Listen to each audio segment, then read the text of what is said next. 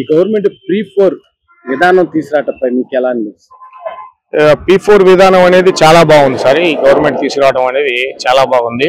ఇది ముఖ్యంగా నిరుద్యోగులకి, యువకులకి, మధ్య తరగతి వాళ్ళకి ఇంప్రూవ్మెంట్ అవడానికి ఇది ఒక చక్కటి అవకాశము. అలాగే చిన్నపాటి పరిశ్రమలు పెట్టుకోవడానికి కూడా, అభివృద్ధి చెందడానికి ఇది ఒక మొట్టమొదటి మెట్లా భావించాలి. ఈ విధానంలో సహాయకరంగా P4 విధానం అనేది తేవడం అనేది చాలా హర్షించదగ్గ విషయం అని చెప్పుకోవచ్చు మనం. అంటే ఇప్పుడు దీని వల్ల అటు పేదవాళ్ళు అంటే వాళ్ళ కాళ్ళ మీద వాళ్ళు నిలబడతారనే నమ్మకం ఉందండి. ఖచ్చితంగా అండి. ఇప్పుడు మనం గమనిస్తే ఉన్నత స్థాయి వాళ్ళనే కాకుండా కింద స్థాయి వాళ్ళని కూడా పైకి తీసుకురావడం అన్నది కూడా చంద్రబాబు నాయుడు గారి లక్ష్యమని మనం చెప్పుకోవచ్చు ముఖ్య కారణంగా.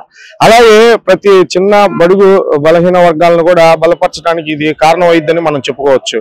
ఒక నిరుద్యోగంలో అనేది ఇది ఒక అభివృద్ధి చెందడానికి మంచి అవకాశంగా మనం భావించవచ్చు. ఎందుకంటే ఒక చిన్న తరహా ఇండస్ట్రీ పెట్టాలన్నా, పరిశ్రమ పెట్టాలన్నా ప్రతి ఒక్కరికి కూడా పరిశ్రమ వ్యాపార నిమిత్తంగానే బిజినెస్ సోర్స్ ఉన్న పథకం అని మనం చెప్పుకోవచ్చు. అంటే ఇప్పుడు ఈ గవర్నమెంట్ ఒక అప్పుల పాలు చేస్తుంది, అది ఇదని వైసీపీలు మాట్లాడుతున్నారు. దాని మీద మీరు అప్పుల పాలు చేసింది వైసీపీ ప్రభుత్వం అండి. ఇది అభివృద్ధికి వేసే బాట. చంద్రబాబు నాయుడు గారి లక్షణం ప్రతి నిమిషం కూడా అభివృద్ధి అని తప్పించే మనిషి చంద్రబాబు నాయుడు గారు. గతంలో జగన్ గారు చేసిన అప్పులే ఇంతవరకు తీర్చుకోలేకపోతున్న పరిస్థితి ఉంది. కానీ అసలు ఏదో అభివృద్ధి చెందడానికి రాగానే పెన్షన్లు అనేది, వృద్ధులకి పెన్షన్లు అందించడం అనేది కానీ, తర్వాత చిన్నపాటి పథకాలు, గ్యాస్ విధానం కానీ, ఇటువంటి ప్రతి మధ్య తరగతి కుటుంబానికి ఇవి ఉపయోగపడే పథకాలు. ఆయన అభివృద్ధి పైన చూస్తున్నారు. అప్పుడే అప్పుల పాలంటాం కాకుండా 5 ఏళ్ళు అప్పులు ఊబిలో పడేసి రాష్ట్రాన్ని అభివృద్ధి చేయకుండా మా కల్లిపొల్లి మాటలు చెప్పిన జగన్ కానీ ప్రతి వేసిన అడుగు మొట్టమొదటి ఒక ఇంట్లో పెద్ద కొడుకు లాగా బాధ్యత తీసుకొని వృద్ధులకు కానీ, దానికి అర్హత ఉన్న ప్రతి ఒక్కరికి కూడా మొట్టమొదటి రోజు, నెలలో మొట్టమొదటి రోజు వచ్చేసి 1వ తారీఖునే పెన్షన్ ఇచ్చి ఆదుకుంటున్న మనిషి చంద్రబాబు నాయుడు గారని మనం చెప్పుకోవచ్చు. అంటే ఇప్పుడు జగన్మోహన్ రెడ్డి ఒక 3 సంవత్సరాలు ఆగడం మళ్ళీ మాకు గవర్నమెంట్ వస్తుంది, అది ఇదని మాట్లాడుతున్నారు. దాని మీద మీరు ఎక్కడికండి వచ్చేది? ఆయనకి కనీసం డిపాజిట్లు కూడా రాలేదు. ఆ 11 సీట్లతోటి అపోజిషన్ అనే స్టేటస్ కూడా లేదు ఆయనకి. ఇంకెక్కడికి వస్తాడు ఆయన? చాలా ఇసుకెత్తిపోయారు జనాలు కూడా, చాలా ఇసుకెత్తిపోయారు. ఏదో ఆయన దృష్టిలో ఉన్న నవరత్నాలు అనేది దృష్టిలో పెట్టుకుని చాలా విభాగాలు ఉన్నాయి. నేను అగ్రికల్చర్ డిపార్ట్మెంట్ లో ఉంటే చిన్నపాటి రైతులకు వచ్చేసి ఒక సబ్సిడీ మీద రైతులకి వ్యవసాయ పనిముట్లు అందించడంలో ఆ బిల్లులు పాస్ అవ్వక ఆ పనులు చేసిన వాళ్ళు చాలా ఇబ్బంది పడ్డారు. అంటే ఏంటి, ఆ నవరత్నాల్లో ఆ పథకం లేదని. ఆ నవరత్నాలు చూసుకుంటే ఇంకా మిగతా ఎన్నో పథకాలు ఉన్నాయి.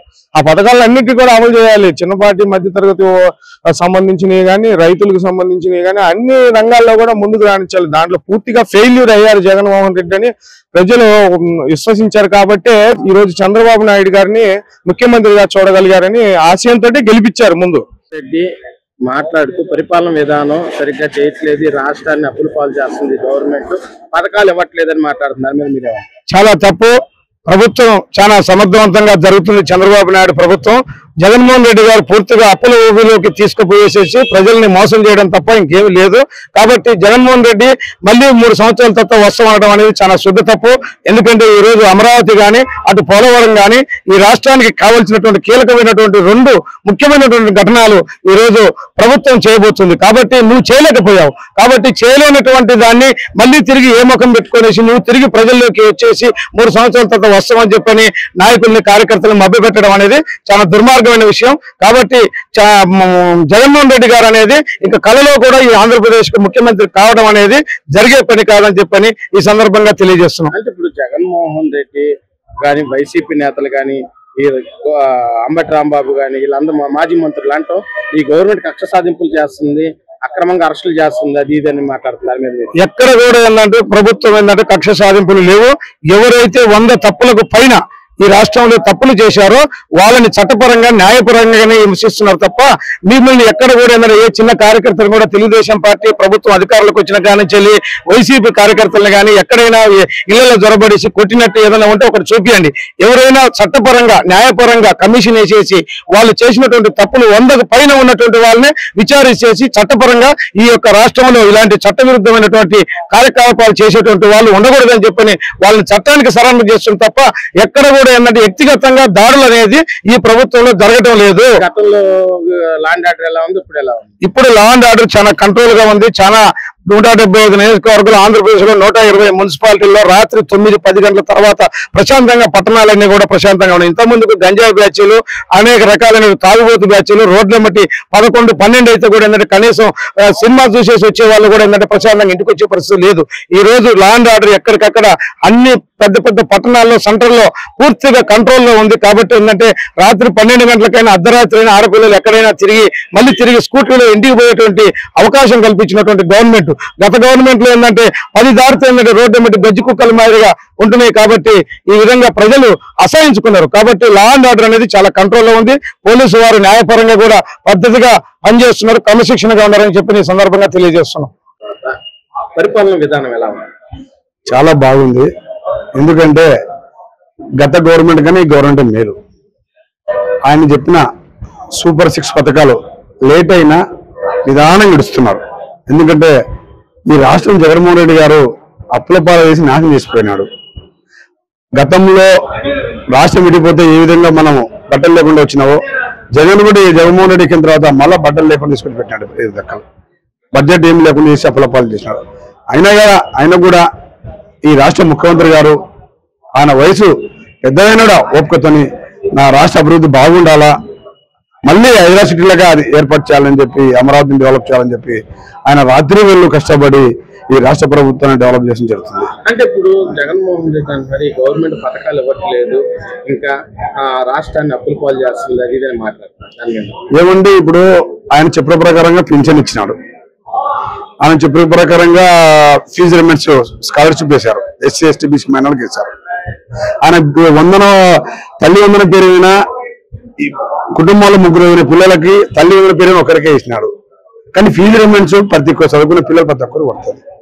ఆయన చెప్పిన ప్రకారంగా రేపు రైతులకి రైతు భరోసా 5 నెలలు వేస్తున్నారు. విధంగా వాళ్ళు కళ్ళగంటే 5 సంవత్సరాలకే తరగలాకున్నారు. వాళ్ళు సంవత్సరాలకే తరగలాకున్నారు. వాళ్ళ కళ్ళలు కనాల్సిందే. ఆయన కానీ రావాలనుకుంటే మీరు రేపు దేవుని పట్ల ఆయన ఫోటో పెట్టుకోమంటాడు. నా ఫోటో పెట్టుకుంటేనే మీరు అన్నట్టు లేదంటారు. ఎందుకంటే మన రైతులకు సంబంధించిన చూస్తాము, సర్వే పేరు వినా ఆయన పాస్బుక్ లో ఆయన ఫోటో పెట్టుకున్నారు, రైతుల్లో పొలంలో ఆయన పేరు వేసుకున్నారు. ఇంకేస్తారండి ఏ విధంగా కలగంటారు వాళ్ళు? ఒక్కరు చెప్పండి, ఏ విధంగా కలగ చెప్పండి. రైతులతో జగన్మోహన్ రెడ్డి మీడియాతో మాట్లాడుతూ 3 సంవత్సరాల్లో కళ్ళు మూసుకుంటూ వచ్చేస్తుంది, మళ్ళీ మన గవర్నమెంట్ వస్తుంది, ఇదని మాట్లాడుతున్నారు. 3 సంవత్సరాలు అంటే నువ్వు చేసిన పథకాలు చెప్పు, ఫస్ట్ ఏం చేసిన చెప్పు.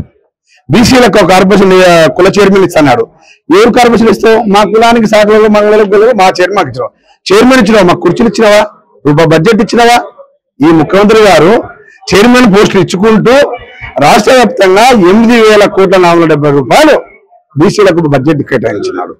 బీసీల బడ్జెట్ కేటాయించినాడు. మరి ఈవెన్ చేసుకుంటూ నీ ఏమి ఇచ్చినావు? పలాని చెప్పు. ఎస్సీ ఎస్టీ బీసీలకు ఏమి ఇచ్చినావు? 10,000 ఇచ్చినావు అంటావు. అకౌంట్ లో బటన్ దొక్కుతాంటావు. ఏం బటన్ దొక్కుతున్నావు? సంవత్సరానికి 1,00,000 రూపాయలు సబ్సిడీ తీసేసి 50,000 పెట్టి బీసీఎస్ఎస్ లో 50,000 పెట్టి 18,000 నీళ్ళ వాళ్ళకి 18,000 చెప్పి నువ్వు బటన్ నొక్కుతారు. కుటుంబానికి ఒక్కరికి వస్తుంది. అది బటన్ నొక్కేదే. మళ్ళీ ఎందుకు ఓట్లు వేయాలి? వాళ్ళు ఓట్లు వేసి మీరు గెలవాలి కదా. మళ్ళీ ఓట్లు గెలవాలి. మళ్ళీ సంవత్సరం లోపల మేము 3 ఏళ్ళ బట్టి ఏ విధంగా వేసినా 3 ఏళ్ళకి అర్థం కావటం లేదు. బీసీ జనాభా లెక్కలు తీసినాడు, వాలంటీర్ లెక్కలు తీసినాడు. ఆ లెక్కలు ఎందుకు చూపించలే? నువ్వు ప్రతి లెక్కలు నీకు చూపించాలను. ఆ లెక్కలు చూపిస్తే బీసీలో ఓట్లు ఎక్కువ ఉంటాయి, బీసీ జనాభా ఎక్కువ ఉంటుంది, వాళ్ళకి రిజర్వేషన్ వస్తుందని చెప్పి లెక్కలు చెప్పకుండా పోయినాడు ఆయన. ఈ గవర్నమెంట్ వచ్చి ఏం పట్టించుకోవట్లేదు. 3 సంవత్సరాలు ఓపిక పట్టండి, నా గవర్నమెంట్ వస్తుంది, మా గవర్నమెంట్ వస్తుంది, మా గవర్నమెంట్ వచ్చిన తర్వాత అన్ని ఇస్తారు, అది ఇదని మాట్లాడారు. సార్ ఇప్పుడు ఆయన హాలిడే ప్రకటించుకునేసినాడు. మంత్రులు, ఎమ్మెల్యేలు, ఎమ్మెల్సీలు, కార్పొరేషన్లు అందరూ కూడా ఆయన ఉద్రాబాబు అని చెప్పి బయటకు వచ్చి ప్రజా జీవితంలో ఒక మంచి ప్రభుత్వం, ఒక మంచి నాయకుడితో పనిచేయాలని నాయకులు కూడా నిజంగా బయటకు వస్తున్నారు. కరుడుగడ్డ నేరస్తులు ఆయనతో ఉంటున్నారు. ఆయన ఈ రాష్ట్రం ఉండడు, బెంగళూరులో ఉంటాడు, లేదంటే స్విట్జర్లాండ్కి వెళ్ళిపోతాడు. మీకు చిన్న ఎగ్జాంపుల్ చెప్తా. మన బిడ్డల్ని మనం చూడాలంటే మన దగ్గరికి, పేరెంట్స్ దగ్గరికి పిల్లలు వస్తారు. ఇది ఎగందంటే వీళ్ళు ఎప్పుడు లండన్కి వెళ్ళిపోతారు అంటే ఒక వింత అనమాట ఇది. అంటే ఆయనకి అవకాశం ఉంటే రాజకీయాలు, అవకాశం లేకపోతే వ్యాపారం చేసుకుంటున్నాడు. ఈ రోజు దేశంలో 11 కేసుల్లో ఈడీ కేసులో ముద్దాయిగా ఉండే వ్యక్తి ఈ రోజు రాజకీయాలు ఉండడానికి అది ఒక అవమానకరం. కానీ వీళ్ళు సిగ్గుచనం లేకుండా రాజకీయాలు ఉన్నారు. ఇది ఖచ్చితంగా తప్పు. నిజంగా పథకాలన్నీ కూడా బ్రహ్మాండ రన్ చేస్తున్నారు. జగన్మోహన్ రెడ్డి అనే వ్యక్తికి ప్రజలు మోసపోయి ఏమార్పాటు చేసు తన తల్లి, తన చెల్లి తన తండ్రి పేరు పెట్టుకున్నారు. ఈ రోజు తల్లి చెల్లి కూడా ఏమయ్యారు, బయటకు వచ్చినారు. ఈ రోజు నీ ఇంట్లోనే నీకు శత్రువులు, నీ బంధువులు శత్రువులు. ఒక రాష్ట్ర ముఖ్యమంత్రిగా ఉండి నీ ఇంట్లోనే ఒక మాజీ మంత్రి, నీ తండ్రి తర్వాత చిన్న తండ్రి అయిన వైఎస్ చంపితే ఆ కేసును ఇంట్లో బయటకు దిగలేనా అంటే ఎవరు దీంట్లో ఉన్నారు? ఇవన్నీ ప్రజలంతా ఆలోచించారు.